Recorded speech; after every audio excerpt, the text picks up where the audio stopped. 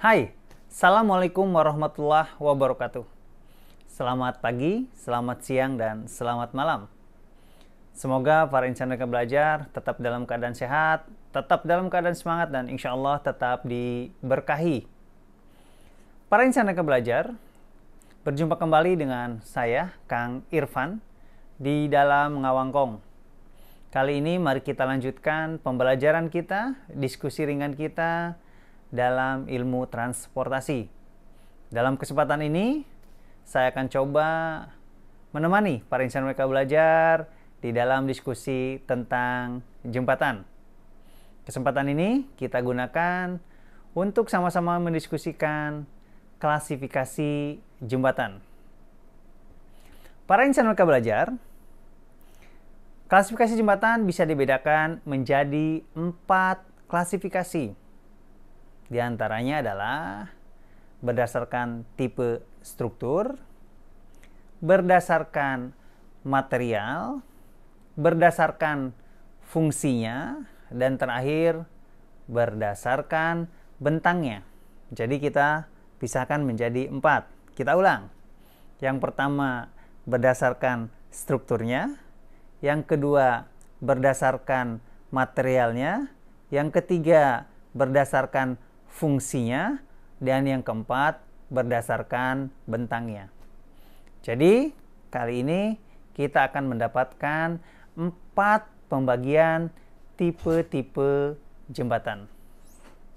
Baik, para insan Merdeka Belajar, kita mulai dari yang pertama. Tipe jembatan berdasarkan struktur. Jembatan dapat diklasifikasikan berdasarkan bagaimana aksi gaya tarik, gaya letakan, gaya lentur, torsi, dan geser yang terdistribusi sepanjang sistem struktur jembatan. Dalam menahan dan meneruskan beban ke pondasi, sebagian besar tipe jembatan akan mengalami hampir seluruh gaya-gaya ini. Namun tentunya beberapa gaya aksi akan lebih dominan dibandingkan gaya-gaya lainnya. Nah, kalau berdasarkan tipe struktur jembatan ini, maka jembatan dapat dipisahkan menjadi beberapa hal. Yang pertama adalah jembatan plat. Yang kedua adalah jembatan gelagar atau girder bridge. Yang ketiga adalah jembatan rangka batang. Yang keempat adalah jembatan pelengkung. Yang kelima adalah jembatan balok pelengkung. Lalu yang keenam adalah jembatan gantung atau suspension bridge. Yang ketujuh adalah jembatan beruji kabel atau cable stay bridge. Nah, fitur-fitur utama dan ilustrasi dari masing-masing tipe struktur jembatan dapat kita coba diskusikan secara singkat ya. Yang pertama adalah jembatan plat. Banyak orang yang menyebut dengan slab bridge. Adalah jembatan yang terdiri atas pelat yang ditumpu oleh kepala jembatan pada kedua ujungnya. Jembatan jenis ini umumnya memiliki bentang yang cukup pendek. Tapi tentunya, walaupun pendek, jembatan ini memiliki kelebihan. Apa itu kelebihannya? Adalah pelaksanaan konstruksi yang relatif mudah dibandingkan dengan jembatan tipe lain. Karena sistem strukturnya sangat sederhana. Penulangannya tersebar merata tanpa ada konsentrasi penulangan pada area gelagar. Jadi boleh dikata jembatan tipe ini adalah jembatan yang paling sederhana. Selanjutnya kita bicara tentang jembatan gelagar atau girder bridge. Jembatan tipe ini tersusun dari gelagar horizontal yang ujung-ujungnya tertumpu pada struktur bawah jembatan dan tumpuan tersebut dapat berupa tumpuan sederhana, di mana jembatan hanya menghubungkan satu bentang tunggal atau sebagai jembatan kontinu di mana gelagar tersebut membentang secara menerus melewati beberapa titik tumpuan, atau boleh kita sebut dengan jembatan bentang majemuk. Bentuk jembatan gelagar paling sederhana dapat berupa sebongkah papan atau balok kayu yang kedua ujungnya ditumpu di bagian tepi sungai.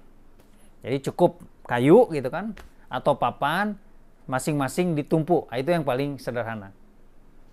Gaya vertikal yang bekerja pada jembatan gelagar ditransfer menjadi gaya geser dan lentur pada elemen gelagar yang berada pada bagian tumpuan jembatan. Jembatan gelagar baik gelagar baja maupun gelagar beton dengan berbagai bentuk penampang, katakanlah penampang I, penampang T, atau box, atau yang lainnya, diklasifikasikan ke dalam kelas jembatan gelagar ini. Bentang maksimum dari kelas jembatan gelagar jarang sekali melebihi 75 meter. Karena semakin besarnya nilai tegangan lentur dan defleksi yang harus diakomodasi seiring dengan bertambahnya panjang bentang jembatan. Atau dengan kata lain, tegangan lentur pada penampang gelagar meningkat secara pangkat 2 dari panjang bentang dan defleksi vertikal meningkat pangkat 4 dari panjang bentang jembatan. Sehingga kalau para insan mereka belajar ingin mengimplementasikan jenis jembatan ini kurang lebih ya di bawah 75 meter. Selanjutnya jembatan rangka batang. Nah, jembatan rangka batang ini merupakan jenis jembatan di mana elemen-elemen penahan atau elemen-elemen penumpu beban seluruhnya berupa elemen batang yang bekerja melalui mekanisme tekan dan tarik, atau boleh kita sebut dengan mekanisme aksial. Nah, jembatan rangka batang merupakan salah satu jembatan tertua yang masih ada dan banyak digunakan pada era modern ini.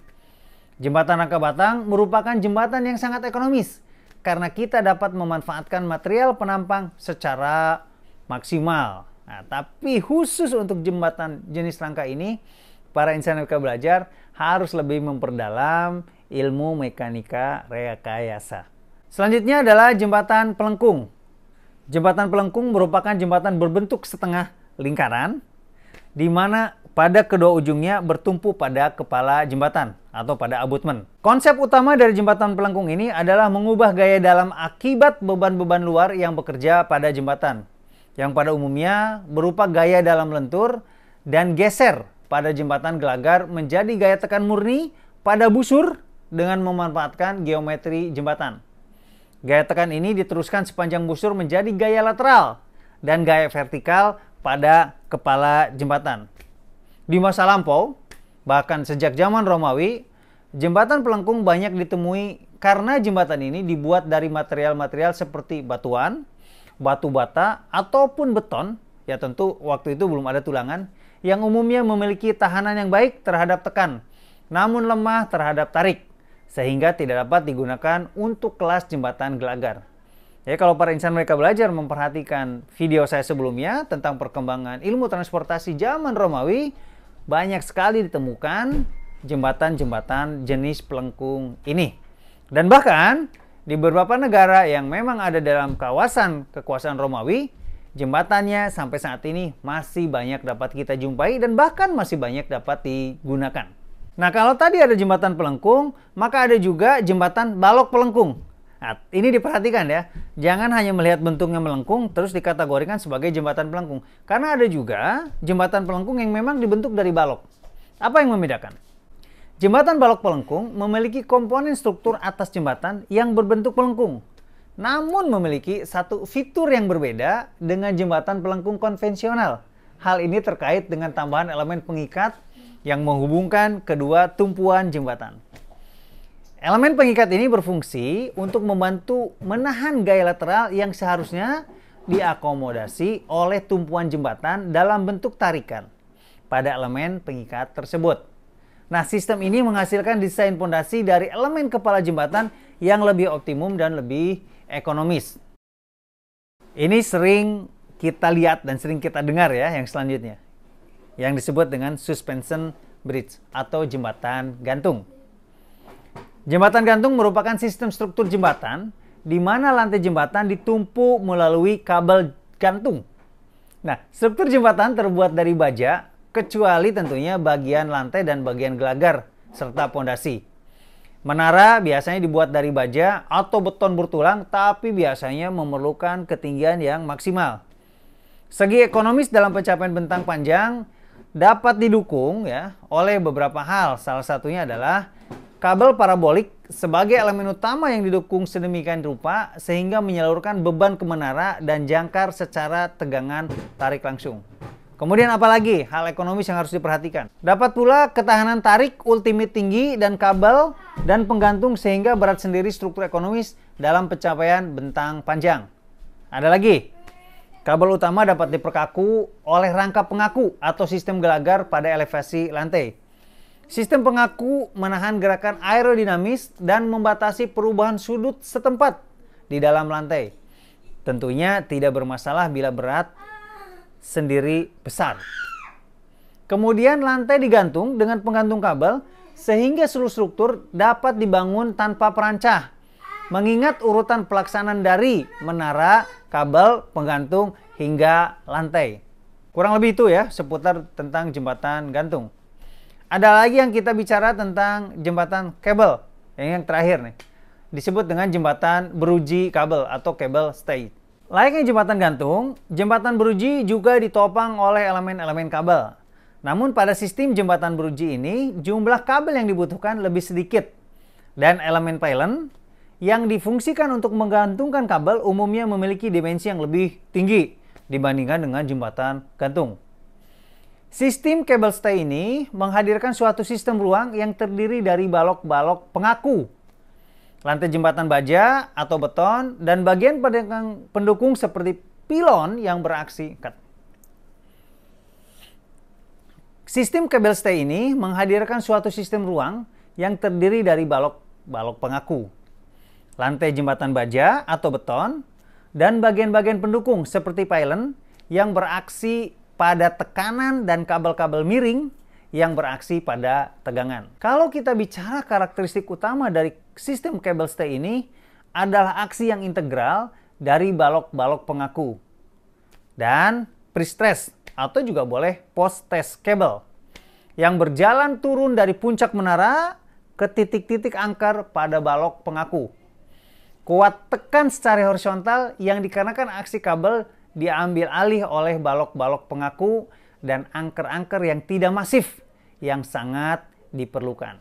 Baik, para insan mereka belajar, kalau tadi kita bicara tentang tipe jembatan berdasarkan strukturnya, kali ini kita lanjutkan tipe jembatan berdasarkan kegunaannya. Jembatan dapat diklasifikasikan berdasarkan jenis benda atau beban yang ditumpunya. Misalkan, kita sebut dengan jembatan kereta api. Ya tentunya jembatan itu dilewati kereta api di atasnya. Jembatan pejalan kaki, jembatan jalan raya, jembatan yang membawa pipa air, dan banyak lagi jenis-jenis jembatan lainnya. Seperti misalnya akuedak atau saluran air yang merupakan sebuah jembatan yang berfungsi untuk membawa air. Kalau tadi pipa air, sekarang membawa air langsung. Seperti viadak yang merupakan jembatan yang menghubungkan titik-titik dengan ketinggian yang sama. Beberapa jembatan juga dibuat untuk suatu fungsi peran yang spesifik, seperti misalnya jembatan Novi Most di Bratislava yang difungsikan sebagai sebuah restoran. Kapan-kapan kalau ke Bratislava sempatkan ya. Beberapa jembatan juga difungsikan untuk penyeberangan hewan, sekaligus memberikan proteksi terhadap binatang kecil hingga besar. Kalau dalam bahasa Inggrisnya disebut dengan animal bridge. Jadi dimungkinkan kita membuat jembatan-jembatan untuk hewan. Bisa saja waktu kita membangun jalan baru, ada sebuah ekosistem yang terganggu. Kalau di jalan tol lintas Sumatera dibuatkan terowongan. Ya, kalau terowongan tidak memungkinkan, silakan dibuatkan jembatan untuk hewan. Pemisahan tipe jembatan yang ketiga berdasarkan material konstruksinya. Nah, berdasarkan jenis material konstruksi yang digunakan, jembatan dapat diklasifikasikan menjadi beberapa tipe. Kita mundur 200 tahun yang lalu, yaitu pada abad 1800-an, jembatan kebanyakan terbuat dari kayu, batuan, maupun dari batu bata. Sedangkan jembatan di era modern ini dibangun dengan material beton bertulang, baja, bahkan ada yang menggunakan fiber reinforced polymer atau FRP, ada juga yang menggunakan stainless steel, ataupun kombinasi dari material-material yang tadi kita sebutkan. Nah, klasifikasi jembatan dapat dikawinkan antara tipe struktur yang digunakan dengan material konstruksi yang umum digunakan pada tiap struktur jembatan. Baik, para insan mereka belajar, mari kita buka sedikit saja tentang tipe jembatan berdasarkan materialnya. Yang pertama, jembatan kayu. Kayu memiliki kekuatan yang berbeda di dalam menerima beban dari material baja maupun beton, yaitu berhubungan dengan arah saat menerima beban. Karena struktur serat kayu ini memiliki nilai kekuatan yang berbeda. Beberapa tipe jembatan yang menggunakan kayu sebagai material konstruksinya ialah rangka, gelagar, pelengkung, dan balok pelengkung. Tentunya saat ini penggunaan jembatan kayu semakin terbatas karena perlindungan kita terhadap sumber daya alam kayu yang semakin berkurang. Yang kedua adalah beton. Beberapa sifat yang dimiliki beton sehingga dapat dibandingkan dengan baja maupun kayu sebagai material pembentuk bangunan jembatan adalah karena material beton ini merupakan material yang aman jika dikaitkan dengan bahaya benturan, api, angin, sehingga bisa saja seluruh jenis jembatan ini dapat menggunakan material beton. Nah, memang faktanya saat ini jembatan beton paling banyak digunakan di dunia. Yang ketiga adalah jembatan baja.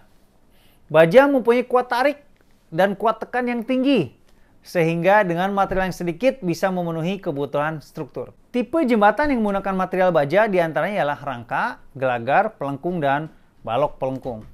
Untuk bentang jembatan yang memerlukan angka tinggi, biasanya orang lebih cenderung menggunakan rangka baja ini. Selanjutnya, tipe jembatan dengan material pasangan batu. Pasangan batu merupakan susunan batu yang diantaranya diisi dengan bahan adukan semen atau mortar sebagai bahan pengikatnya. Tipe jembatan yang dapat menggunakan material pasangan batu adalah jembatan pelengkung dan balok pelengkung. Memang ada keterbatasan bentang. Baik, para insan mereka belajar, yang terakhir adalah pemisahan tipe jembatan berdasarkan panjang bentang. Nah, tentunya coba kita kelompokkan menjadi panjang bentang yang ideal. Yang pertama adalah bentang pendek. Biasanya bentang pendek ini ditandai dengan panjang bentang yang hanya di bawah 15 meter. Panjang jembatan dengan bentang 15 meter biasanya adalah tipe gorong-gorong, tipe plat, gelagar dan penampang T, gelagar plat cetak beton bertulang berbentuk box, kemudian gelagar plat cetak beton berbentuk I, dan terakhir ada gelagar terbuat dari profil baja. Itu ada di bawah bentang pendek atau di bawah 15 meter. Yang kedua kita sebut dengan bentang sedang, kurang lebih di bawah 75 meter. Apa saja jenis jembatan bentang ini? Pertama, gelagar plat cetak beton bertulang berbentuk box, kemudian gelagar plat cetak beton bertulang berbentuk I, bisa juga sistem komposit gelagar profil baja dan lantai beton. Ada yang disebut dengan gelagar berbentuk box, cor di tempat dengan sistem pratekan atau pasca tarik. Kemudian gelagar komposit berbentuk box. Setelah bicara bentang pendek dan bentang sedang, ada namanya bentang panjang. Bentang panjang ini ditandai dengan jarak abutmen ke abutmen kurang dari 150 meter. Tipe-tipe jembatan yang biasa masuk ke bentang panjang ini antara lain adalah gelagar komposit plat baja dengan lantai beton, kemudian gelagar berbentuk box, cor di tempat dengan sistem pratekan, kemudian gelagar segmental beton bertulang, cor di tempat juga dengan sistem pratekan. Selanjutnya adalah jembatan lengkung beton, jembatan lengkung baja, serta jembatan rangka batang baja. Yang terakhir adalah bentang yang sangat panjang. Bentang sangat panjang ini memiliki panjang jembatan di atas 150 meter. Kecuali jembatan tipe plat atau slab, seluruh tipe jembatan yang ada dalam jenis jembatan yang disebutkan tadi dapat digunakan di dalam pembangunan jembatan sangat panjang. Jadi, tipe jembatan panjang dengan tipe jembatan sangat panjang strukturnya hampir sama. Yang tidak bisa digunakan di tipe sangat panjang adalah tipe plat atau slab. Sisanya tipe panjang dan tipe sangat panjang hampir sama. Jembatan dengan tipe gelagar memang umumnya dapat digunakan untuk bentang hingga 300 meter. Sedangkan tipe rangka batang baja dapat digunakan hingga bentang 500 meter. Dan kalau para insan mereka belajar ingin membuat jembatan dengan bentang lebih besar daripada 1000 meter, maka dapat menggunakan tipe kabel. Itu kurang lebih para insan mereka belajar kalau kita memisahkan jembatan berdasarkan 4 tipe. Kita ulang, yang pertama berdasarkan strukturnya, kedua berdasarkan materialnya, ketiga berdasarkan fungsinya, dan keempat berdasarkan bentangnya. Terima kasih, semoga bermanfaat. Sehat selalu, tetap semangat, dan insya Allah barokah. Assalamualaikum warahmatullahi wabarakatuh.